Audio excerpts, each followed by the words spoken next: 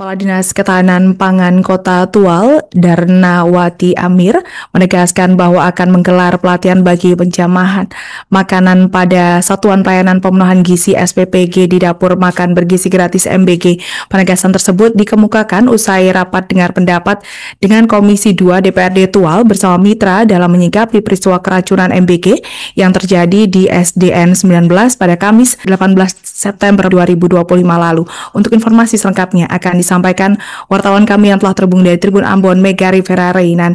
Rekan Mega Rivera, silakan laporan Anda. Baik rekan Alinda dan Tribuners, dapat kami laporkan dari Kota Tual, Provinsi Maluku bahwa pasca keracunan makanan bergizi yang terjadi pada 19 September 2025 lalu, rapat dengar pendapat pun digelar oleh DPRD Kota Tual, tepatnya di Komisi 2 yang bermitra dengan kesehatan.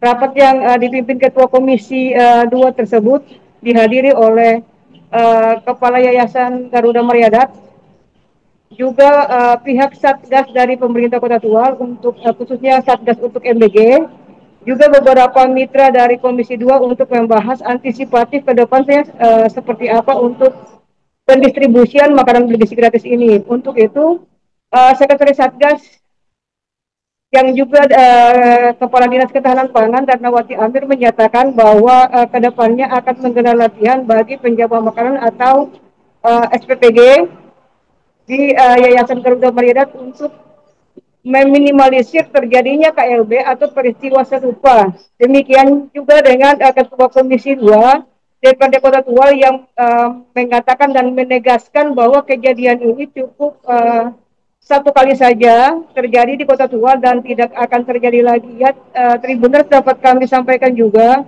pasca keracunan makanan bergizi gratis pada medio 19 September lalu, penanganan sigap dilakukan oleh Yayasan Garuda Maryadat dengan menyambangi keluarga korban dan juga memberikan pemulihan untuk ke-17 siswa yang terkena keracunan makanan bergizi gratis. Dan untuk diketahui ya Tribuners, untuk hasil laboratorium yang baru keluar terkait dengan keracunan makanan bahwa hasilnya semuanya negatif dan diduga keracunan makanan berasal dari buah yang disajikan oleh Yayasan Garuda Maryadat. Demikian rekan Alida dan Tribuners.